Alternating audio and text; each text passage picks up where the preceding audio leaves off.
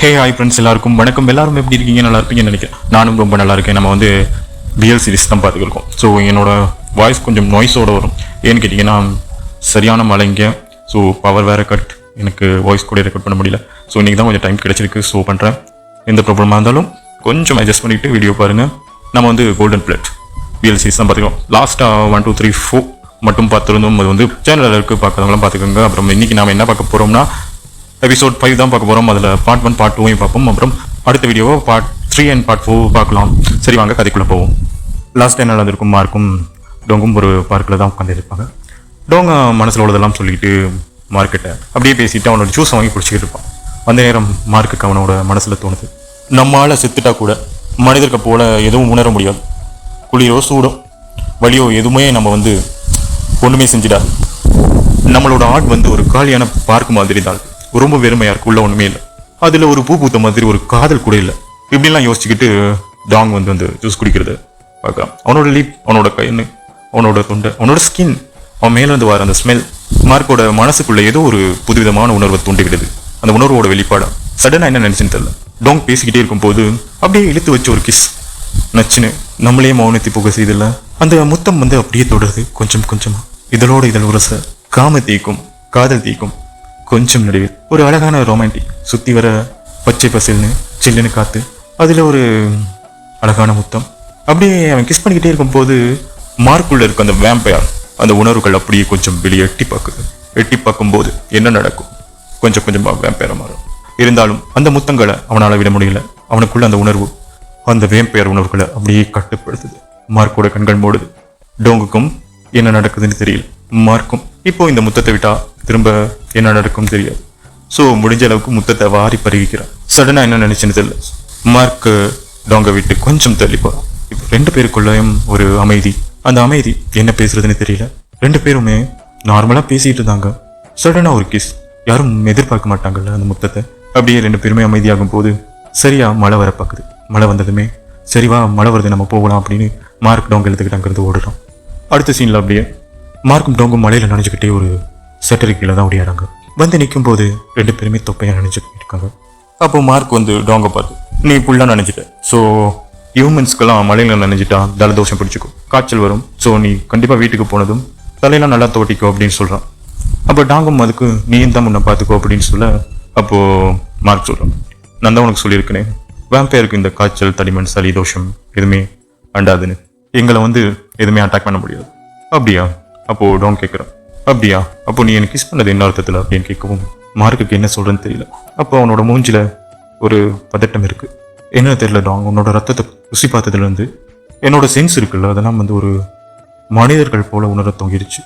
அதான் உன்னை பார்க்கும்போது என்னோட உணர்வுகள், உன்னோட எச்சிலில் கூட அந்த இனிமை இருக்குமா, உன்னோட ரத்தத்தில் இருக்க மாதிரி அந்த ஸ்வீட்னஸ், அதெல்லாம் யோசிக்கும் போது என்னோட மைண்ட் அப்படியே பாதிக்குது. நானும் என்னை எவ்வளவோ கட்டுப்படுத்த பார்க்குறேன், பட் என்னால் முடியல டாங். நான் நினைக்கிறேன் இதெல்லாம் அந்த கோல்டன் பிளேட்டால தான் என்ன அப்படி இருக்குதுன்னு நினைக்கிறேன். நீ இப்படி சொல்ற, ஆனா என்னோட ஃபர்ஸ்ட் கிஸ் தான் மார்க் அப்படின்னு டாங் சொல்றான். என்னை மன்னிச்சிரு டாங், இதுக்கப்புறம் நான் என்ன எவ்வளவு முடியுமோ அவ்வளோ தூரம் நான் கண்ட்ரோல் பண்ணிக்கிறேன், மன்னிச்சிரு. அதை கேட்டு டாங்க்கு முகமெல்லாம் அப்படியே ஒரு சலிப்பு. அங்கிருந்து அப்படியே கிளம்பி போயிடுறான். மார்க்குள்ள அப்பயும் ஒரு எண்ணம், இதெல்லாம் இந்த கோல்டன் பிளேட்னால தான் நடக்குதா அப்படிங்கிற ஒரு கேள்வி அவனுக்குள்ள பெருசாவே இருக்கு. அடுத்த சீன்ல டாங் வந்து அவனோட ரூமுக்கு வரான். அப்போ டாங் நனைஞ்சு வந்தது டாங்லா பார்த்துட்டு, என்னடா இப்படி நனைஞ்சு வைத்திருக்க, அடுத்த முறை போகும்போது கூட எடுத்துருப்போம் கண்டிப்பா அப்படின்னு சொல்றான். அப்போ டாங் கொஞ்சம் பேரஞ்ச மாதிரியே இருக்கான். அவனோட இதழ்கள்லாம் அப்படியே சிவந்து போயிருக்கு. அந்த சிவப்பை டோங்லாம் கவனிக்கிறான். என்னடா அவனோட இதழ் ரொம்ப சிவப்பா இருக்கு, என்ன காரணம், யாருக்கும் கிஸ் பண்ணியா என்ன அப்படின்னு கேட்க, அப்போ டாங்க்கு என்ன சொல்றேன்னு தெரியல. அப்ப தடுமாட்டத்தோட, இல்லையே நான் பண்ணல, அது ஜஸ்ட் நான் ஜூஸ் குடிச்சேனா, அதான் அதோட சிவப்பெல்லாம் என்னோட லிப்ல ஒட்டிக்கிச்சு அப்படின்னு சொல்றான்.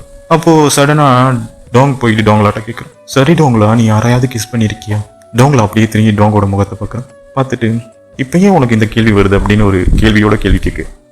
அது ஒன்றும் இல்லடா, நம்மளோட லிட்ரேச்சர் ஹோம் ஒர்க்கில் இந்த கேள்வி இருக்குது, அதான் நான் உங்ககிட்ட கேட்குறேன் சொல்ல அப்படின்னு சொல்லவும் டோங்களா சொல்கிறான், பண்ணியிருக்கேனே. அப்போ காரணம் இல்லாமல் கிஸ் பண்ணுவாங்களா டோங்களா?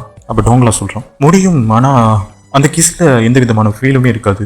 இதே உனக்கு பிடிச்சவங்க பண்ணும்போது அதோட ஃபீலே வேற மாதிரி, அந்த உணர்வு அப்படியே காத்துல பறக்கிற மாதிரி, ரொம்பவும் ஒரு அழகான இடத்துல நம்மளை வச்ச மாதிரி, சுற்றி நமக்குள்ள பூக்கள் பூக்குற மாதிரி, அந்த ஃபீல் ஒரு தேனி நம்ம உதட்டில் இருந்து தேன் எடுக்கிற மாதிரி வேற மாதிரி இருக்கும். அப்போ டோங் சொல்கிறான், ஆனால் நான் கேள்விப்பட்ட வரைக்கும் ஒருத்தவங்க சொன்னாங்க ஏதாவது மேஜிக்கல் பாண்ட் இருந்தால் தான் அந்த மாதிரி கிஸ்லாம் பண்ணுவாங்க அப்படின்னு. ஆனால் அது காதல் இல்லைன்னு சொல்கிறாங்க. அந்த கிஸ்க்கு அப்புறம் அந்த ஆளோட முகம் கூட ரொம்ப வியர்டாக மாறிடுச்சு. அதுக்கெல்லாம் என்ன காரணம் டோங்லா அப்படின்னு நம்ம டோங் கேட்க, அப்போ டோங்லா சொல்லுவோம், அந்த ஆள் எனக்கு தெரிஞ்சு மனசளவில் ஏதோ ஃபீல் பண்ணிக்கிட்டு இருக்காருன்னு தான் நினைக்கிறேன். இதையும் நினைச்சு தினமும் தினமும் குழம்பிக்கிட்டு இருக்கான் போல, அதான் இப்படிலாம் பேச வச்சிருக்கு அப்படின்னு டோங்லா சொல்கிறான். கிஸ்க்கு அப்புறம் அந்த ஆள் ரொம்ப பாதிக்கப்பட்ட மாதிரி பேசுகிறாரு. அதுக்கு காரணம் தான் என்ன டோங்லா அப்படின்னு டோங் கேட்குறோம். அவர் ரொம்ப யோசிக்கிறாருன்னு நினைக்கிறேன் நான். ஏன்னா அவருக்கு அவங்கள பிடிச்சிருக்குதா இருக்கும், இல்லைன்னா அதே நேரத்தில் அந்த ஃபீல் வந்து வேற எதுக்காகவோ அப்படின்னு நினைக்கிறதாவும் இருக்கட்டும். அவங்க மனசளவில் ரொம்ப குழம்பி போயிருக்கு. இது ஒண்ணுதான், அதை நினைச்சு அவங்க நொந்துக்கிறாங்க. அதனாலதான் அவங்க அப்படி பிஹேவ் பண்றாங்க போல. சரி டாங், நீ இதெல்லாம் லவ் லிட்ரேச்சர் புக் கொஷினா தானே கேட்குற, இல்லாட்டி வேற எதுமா அப்படின்னு டோங்லா கேட்கும்போது, ஏன் அப்படி கேட்குறேன்னு டோங் கேட்குறான். இல்லை இவ்வளோ ஃபீலாக கேட்குறியே அதானா அப்படின்னு நம்ம டோங்லா சொல்கிறோம். டோங் ஒன்றுமே சொல்லாமல் அங்கேருந்து கிளம்பி பேசாமல் குளிக்க போயிடறான். குளிக்க போனதும் அங்கே கண்ணடியில் நடந்து அந்த முத்தத்தை பற்றி தான் யோசிக்கிறேன். ஏன் எதுக்கு ஒன்றுமே தெரியல, வந்தா அடிச்சான் போயிட்டே இருக்கானே, என்னதான் நடக்குதுங்கிற மாதிரி டோங்கோட நிலைமை இருக்கு. அடுத்து மார்க் வந்து அவனோட வீட்டுக்கு தான் போகிறான். ஃபோம் தான் கதவை திறந்து நனைஞ்சிருக்கிறத பார்த்துட்டு கேட்குறாங்க. அப்போது மார்க்கும் சொல்கிறான், கோல்டன் பிளட் குடிச்சா ஏதாவது நமக்குள்ளே நடக்குமா, ஏதாவது வித்தியாசமான உணர்வுகள் வருமா அப்படின்னு அவனுக்குள்ளே இருக்க அந்த கேள்விகளை ஃபோம் கிட்ட கேட்குறாங்க. அப்போ ஃபோம் சொல்கிறாங்க, நான் இது வரைக்கும் கோல்டன் பிளட் அப்படின்னு கேள்விப்பட்டிருக்கேன், பட் இது வரைக்கும் பார்த்ததே கிடையாது. இப்போதான் நம்ம டோங்க பார்த்த பிறகு தான் அப்படி ஒன்று இருக்குங்கிறதே எனக்கு நம்பிக்கையே வந்துச்சு. அப்போ ஒரு பூக்குத்தை கொடுத்து இதை முகர்ந்து பாரு அப்படின்னு மார்க்கிட்ட சொல்கிறாங்க. அப்போ அந்த பூவை முகர்ந்து பார்க்கும்போது மார்க்குக்கு வந்து டோங்கோட இருந்த அந்த மேல வந்து ஸ்மெல்லாம் அப்படியே ஞாபகம் வருது. அப்போ ஃபோம் சொல்றாங்க, நாம இந்த பூக்கள் மாதிரி தான் டச் மட்டும் தான் பண்ண முடியுமே தவிர அதை உணர முடியாது. நம்மளோட வாழ்க்கை அந்த மாதிரி தான் மார்க்.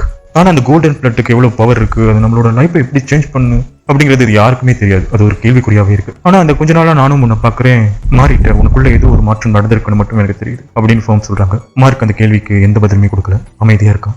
அடுத்த நாள் காலையில யூனிவர்சிட்டியில தான் ப்ரொஃபஸர் வந்து லவ்வை பத்தி தான் ஒரு கிளாஸ் எடுத்துக்கிட்டு இருக்காரு. அப்போ சொல்றாரு, அப்போ மார்க், டோங்லா, டோங் 3 பேரும் உட்காந்துருக்காங்க. ஆனால் நேற்று நனைஞ்சதில் டோங்குக்கு ஒரே ஜலதோஷம் போல தும்பிக்கிட்டே இருக்கான். மார்க்கும் இதை பார்த்துக்கிட்டே இருக்கான். அப்போ ப்ரொபோசல் சொல்கிறார், எரோஸ் லவ்ங்கிறது ஒரு ஷார்ட் லவ் மாதிரி தான். அந்த லவ் நமக்கு இன்ட்ரெஸ்ட் முடிஞ்சு போயிடுச்சுன்னா நாம் ஒன்றும் இல்லாமல் நியூ லவ்வை தேட ஸ்டார்ட் பண்ணிடுவோம். இப்படி ப்ரொபோசல் சொல்கிறதெல்லாம் கேட்டு இருக்கும்போது டாங்க்கு, அப்படின்னா நம்மக்கிட்ட இந்த கோல்டன் பிளட் இருக்கிறதால தான் மார்க் நம்மளை நெருங்கி வரணும், அப்போ இது லவ் கிடையாது அப்படின்னு அவனுக்குள்ள அந்த எண்ணங்கள் ஓடிக்கிட்டே இருக்கு. அதனால தான் மார்க்குக்கு இப்படி நம்ம மேலே ஃபீலிங் வருதா, இல்லை அந்த கோல்டன் பிளட் தான் காரணமா? அப்போது அந்த ப்ரொஃபஸர் சொல்கிறாரு, நம்மளோட ஃபேக்கல்ட்டியில் ஓப்பன் ஹவுஸ் ஈவெண்ட் நடக்க போகுது, அதில் எல்லாரும் கலந்துக்கணும்னு சொல்கிறாரு. அப்போ மார்க் டோங்லாவை பார்த்து கேட்குறேன், கிளாஸ் முடிச்சப்பறம் நீங்கள் எங்கே போகிறீங்க அப்படின்னு. டோங்லா சொல்லியிருக்கான், டோமும் பாபியும் லஞ்சுக்காக இன்வைட் பண்ணியிருக்காங்க, ஸோ நாங்கள் அங்கே போகிறோம், உனக்கு என்னதான் நீயும் வந்து ஜாயின் பண்ணிக்கவே வாரியா அப்படின்னு மார்க்கை பார்த்து கேட்குறேன். மார்க், இல்லை எனக்கு நான் ரொம்ப பிஸியாக இருக்கேன், என்னால் வர முடியாது, நீங்கள் 2 பேரும் சேர்ந்துருக்காங்க அப்படின்னு சொல்லிட்டு மார்க் அங்கேருந்து விறுவிறுன்னு எழுதி போகிறான். வெளியே போகும்போது டோங் அவனையே பார்த்து யோசிச்சுட்ருக்கான். டோங்லா கேட்குறான், உனக்கு என்னதான் ஆச்சு? இப்படி டோங்லா பேசும்போது டோங் அதுக்கு ரெஸ்பான்ஸ் பண்ணாமல் மார்க் போகிறதையே பார்த்து வச்சுருக்கான். அப்போது டோங்லா கேட்குறான், உனக்கு என்னதான் ஆச்சு, என்னதான் பிரச்சனை அப்படின்னு. டோங் வந்து எனக்கு ஒன்றும் இல்லை, பிரச்சனை இல்லை அப்படின்னு சீன் அப்படி எங்கள் கட்டவே இப்போது ரெஸ்டாரண்ட்டில் தான் இருக்காங்க. டோமும் பாபியும் ஒரு மருந்து எடுத்துகிட்டு வந்து டோங் கிட்ட கொடுக்குறாங்க. கொடுத்தது உன் பேர் போட்டிருக்கு, இது உனக்கானது தான், யாரும் வச்சிருக்காங்க, யாருன்னு தெரியல அப்படின்னு சொல்லி கொடுக்குறாங்க. அப்போது டோங்கை பார்த்து அவங்க கேட்குறாங்க, நீ யாரையாவது லவ் பண்ணுறியா டோங் அப்படின்னு. அதுக்கு டோங் சொல்கிறான், இல்லையே, எப்போவுமே நான் உங்களோட தான் சுற்றிக்கிட்டு இருக்கேன், நான் யாரை பார்த்து நான் யாரை லவ் பண்ணுவேன் அப்படின்னு சொல்லும்போது அவங்களும் தயாரிக்கிறாங்க. அடுத்து டாங் வந்து கேட்குறான், நீங்கள் எப்படி 2 பேரும் ஒரு கப்பலானீங்க அப்படின்னு கேட்குறான். அதுக்கு அவங்க 2 பேருமே பதில் சொல்கிறாங்க. இப்போது 2 பேரும் ஒரு இடத்துல இருந்தோம்னு வச்சுக்கவே, அவங்க கூட டைம் ஸ்பெண்ட் பண்ண ஒருத்தரே பார்த்துக்கிட்டு இருக்கும்போது அட்டென்ஷன் வந்து ஒருத்தருக்கு தேட ஆரம்பிப்பீங்க. சின்ன சின்ன விஷயங்களில் கூட அவங்களோட கவனத்தை ஈர்க்க தான் பார்ப்பீங்க. அந்த ஆள் உங்கள் மேலே ஃபீலிங் வச்சுருக்கானா இல்லையான்னு தேட ஆரம்பிப்பீங்க அப்படின்னு அவங்க சொல்லிகிட்டே இருக்கும்போது டோங் கேட்குறான், ஆனால் ஒருத்தர் ஃபர்ஸ்ட் டைம் கிஸ் பண்ணிவிட்டு அதுக்கப்புறம் இன்னொரு ஆள் வந்து எதுவுமே நடக்காத மாதிரி பண்ணுனானா அதுக்கு என்ன அர்த்தம் அப்படின்னு டோங் கேட்குறான். அதுக்கு அவனோட ஃப்ரெண்ட் டாங் சொல்கிறான், அர்த்தமா, அவங்களுக்கு உங்கள் மேலே எந்த ஃபீலிங்ஸும் இல்லைன்னு தான் அர்த்தம். ஆனால் நீ உள்ளூரை உங்களால் சமாளிக்க முடியாமல் உள்ளுக்குள்ளே குழப்பமாகறீங்கன்னா அவங்க மேலே ஃபீலிங்ஸ் இருக்குன்னு அர்த்தம். நீங்கள் கொஞ்சம் கொஞ்சமாக அவங்ககிட்ட இன்னும் அந்த ஃபீலிங்ஸை எதிர்பார்ப்பீங்க, அதே ஃபீலிங்ஸை கொடுக்குறீங்க. அதுக்கு பாபி சொல்கிறான், இப்படியும் இருக்கலாம், அதுக்கு ஆப்போசிட்டாகவும் நடக்கக்கூடிய வாய்ப்புகள் நிறைய இருக்குது. அவங்க உங்களை விரும்பக்கூடிய வாய்ப்பு கூட இருக்குது. ஆனால் அவங்கக்கிட்ட ஏதோ ஒரு காரணம் ரீசன் இருக்கிறதால தான் உங்களை விட்டு விலகி போகிறாங்க அப்படின்னு கூட எடுத்துக்கலாம். உங்களை ஃபேஸ் பண்ண முடியாமல் இருக்கலாம், நீங்கள் 2 பேரும் சேர்ந்து பேசினா தான் இதுக்கு ஒரு முடிவு வரும். ஸோ மனசில் வச்சுருந்து மனசை போட்டு குழப்பத்தை விட்டுட்டு பேசி முடிவெடுக்குது சிறந்த தீர்வு அப்படின்னு அவங்களோட ஃப்ரெண்ட்ஸ் சொல்கிறாங்க. அப்போது மார்க் வந்து டாங் வந்து டெவலப் போடுறானா இல்லையாங்கிறத தூரத்துலேருந்து பார்த்துக்கிட்டே இருக்கான். அப்போது பார்த்து மார்க்குக்கு தாரா கால் பண்ணி வர சொல்கிறான். மார்க்கும் தாராவை சந்திக்கிறான். தாரா சொல்கிறான், எனக்கு ஒரு விஷயம் வந்துச்சு, டாங் வந்து ட்ராவல் பண்ண வாய்ப்பு இருக்குது. அதனால் மார்க் நீ ஒரு சில நாளைக்கு அவனை விட்டு தூரமாக தள்ளி இருக்கிறது தான் நல்லது. கோல்டன் பிளட் இருக்கவனும் நீயும் க்ளோஸாக இருந்தால் என்ன நடக்கும்னு யாருக்கும் தெரியாது. அதனால் உன்னால் ஒரு அன்கம்ஃபர்டபுள் சுச்சுவேஷன் உருவாக வாய்ப்பு இருக்குது. இப்படி தாரா சொல்லும்போது மார்க்கும் அதை புரிஞ்சுக்கிட்டு சரின்னு ஒத்துக்கிறான். அடுத்த சீனில் டாங் இன்னும் ஃபீவரில் வந்து ரொம்ப கஷ்டப்பட்டுக்கிட்டு இருக்கான். டாங்லாம் சொல்கிறான், நீ ஒரு பிரேக் எடுத்துக்க டாங் அப்படின்னு சொல்லிட்டு இருக்கும்போது அங்கே ஒரு பொண்ணு வராங்க. அந்த பொண்ணு கேட்காங்க, உன்னோட அம்மாவை பற்றி தெரிஞ்சுக்கணும் அப்படின்னு கேட்குறாங்க. அதுக்கு டாங் சொல்ல வரும்போது அவனுக்கு அதெல்லாம் நர்வஸ் ஆகுறான். அவங்க அதை பார்த்துட்டு சரி நீ ரெஸ்ட் எடுக்கும், நான் அப்புறம் பார்க்குறேன்ட்டு அங்கே வந்து போயிடறாங்க. டாங் வந்து மார்க்கோட ரூமுக்கு போய் கதவு தட்டுறேன். பட் அங்கே வந்தது தாரா சொல்கிறாங்க, மார்க் வந்து ஒரு வேலையாக போயிருக்காங்க, அதனால் கொஞ்சம் நாளைக்கு நான் உன்னை டேக் கேர் பண்ணிக்கிறேன். ஸோ உன்னை பிக்கப் ட்ராப் பண்ணுறது எல்லாமே நான் தான். டாங் கேட்குறேன், மார்க் எப்போ வருவான்? தாரா சொல்கிறாங்க, அவனுக்கு ஒரு பிரேக் வேணும் டாங், ஒரு விஷயம் வந்துச்சு, அதனால் அவன் கொஞ்ச நாட்களுக்கு ரெஸ்ட் எடுத்து வரணும். விஷயம்னு சொன்னதுமே டாங்க்கு கொஞ்சம் பதட்டமாகுது. தாரா தான் எல்லாத்தையுமே முன்கூட்டியே பார்த்துடுவாங்களே, பயப்பட வேணாம் டாங், மார்க் ஒரு வேம்பயர், அவனும் கோல்டன் பிளட்டோடைய ஒருத்தனும் ஒன்றா சுற்றிக்கிட்டே இருந்தால் எவ்வளோ டேஞ்சர் வரும்னு யாருக்கும் தெரியாது. அதனால் அவனும் பிரேக் எடுத்துக்கணும், நீயும் ரெஸ்ட் எடுக்கணும் அப்படின்னு சொல்லிட்டு ஒரு டீயை கொடுக்குறாங்க. இதை குடிச்சா அவனுக்கு கொஞ்சம் பெட்டராக ஃபீல் ஆகும், சளிக்குள்ள இருக்காது, நீ குடி டாங் அப்படின்னு கொடுக்க டாங் சொல்கிறான், இல்லை பரவாயில்ல நான் ரூமுக்கு போய் குடிச்சுக்கிறேன், உன் கூட இருக்கிறதால எனக்கும் சளி தொழிலாம் வராது, பயப்படாதுன்னு தாரா சொல்கிறாங்க. தாரா சிரிச்சுக்கிட்டே, எங்களுக்கெல்லாம் கோல்டெல்லாம் பிடிக்காது, டாங் மார்க் கூட இதே தான் சொன்னார், அவருக்கு ஒரே மாதிரி தான். தாரா கேட்குறா, க்ளோஸாக இருக்கீங்க போட. டாங்கும் மாமானு தலையாட்டுறான். சரி நீ தூங்கிட்டு நல்லா ரெஸ்ட் எடு டாங், நாளைக்கு நான் உன்னை யூனிவர்சிட்டியில் ட்ராப் பண்ணுறேன் சரின்னு சொல்லிட்டு டாங் அங்கேருந்து கிளம்புறான். அடுத்த சீனில் மார்க் வந்து ஃப்ரிட்ஜ் ஓப்பன் பண்ணுறான். அதுக்குள்ளே வெறும் டொமேட்டோ ஜூஸாக இருக்கும். அதெல்லாம் பார்க்கும்போது டாங்கோட ஞாபகங்கள் வந்து போகுது. அப்போது தாரா சொன்னதும் ஞாபகம் வந்துருச்சு, நீ அவன் கூட இருக்க ஒரு நொடியும் அவனுக்கு ஆகுது. இதெல்லாம் நினச்சி பார்த்துட்டு அந்த ரூமுக்கு போக போக டாங்கோட நினைவுகள் தான் அவனை சுற்றி வந்துக்கிட்டே இருக்கு. அதுக்கப்புறம் ஒரு வழியாக அந்த ஜூஸ் போட்டெல்லாம் அங்கேருந்து தூக்கி போட்டுறான். அந்த நேரம் பார்த்து நாகனோட கார்டு இருக்கல, அவன் வந்து டோங்லாவோட போட்டோ ஒன்று காட்டுறான். நமக்கு ரொம்பவும் சந்தேகமான ஒரு பர்சன் அது டோங்லா தான். அவன் தான் நம்மளோட அம்ரித் ஈவெண்ட்டில் 4 டைம் ஜாப் பார்த்துருக்கான். அதனால தான் மார்க் யூனிவர்சிட்டிக்கு போனதுக்கே இது கூட ஒரு காரணமாக இருக்கு. அதை கேட்ட நாகன், அதனால் நீ கவலைப்படாத, இதுக்கெல்லாம் என்கிட்ட ஒரு திட்டம் இருக்குது அப்படின்னு நாகன் சொல்கிறான். அந்த நேரம் பார்த்தா தாரா வந்து டாங்க்கு மெசேஜ் பண்ணுறேன், எனக்கு அர்ஜென்ட்டாக ஒரு ஒர்க் இருக்குது, நீயே தனியாக போய்க்கோ யூனிவர்சிட்டிக்கு அப்படின்னு. டாங்கும் சரி ஓகே நானே போய்க்கிறேன் பரவாயில்ல அப்படின்னு சொல்லும்போது, இப்போ டாங் வந்து ஈவெண்ட்டில் இருக்கும்போது அவனுக்கு ரொம்பவே சிக்காக ஃபீல் பண்ணுறான். அப்போ டாங்லா சொல்கிறான், நீ இவ்வளோ சிக்காக இருக்குன்னா லீவ் எடுத்துக்கலாமே டாங். சரி உன் கூட மார்க் இருந்துக்கிட்டே இருப்பானே, எங்கே ஆளை காணுமா அப்படின்னு கேட்கும்போது, எப்போ பாரு உன் பின்னாடி குட்டி போட்ட போன மாதிரி சுற்றிட்டே இருக்கும், ஆளையே காணுமே அப்படின்னு டாங்ல கேட்கான். அதுக்கு டாங் சொல்கிறேன், உனக்கு தான் அவனை பிடிக்கவே இல்லைல்ல, ஆரம்பத்தில் எனக்கு அவனை பிடிக்கல தான், போக போக தான் அவனை நான் புரிஞ்சுக்கிட்டேன், இஸ் நாட் பேட்னு சொல்கிறான். ஆமாம் அந்த மார்க் போய் நமக்கு சாப்பாடாக வாங்கி கொடுக்குறாள், ஸோ அவன் நல்லவன் தான் அப்படின்னு சொல்கிறான். டாங் சொல்கிறான், எனக்கு மார்க்கு பிடிக்கவே இல்லை, ஃபுட் வாங்கி தரவும் பிடிக்கல, என்கிட்ட வந்து இன்டர்ஃபியர் பண்ணுறது, கடைசியில் டிஸப்பியர் பண்ணுறது எல்லாமே எனக்கு பிடிக்கல, சத்தியமாக உனக்கு அவரை பிடிக்கலையா அப்படின்னு அவங்கள கேட்குறான்.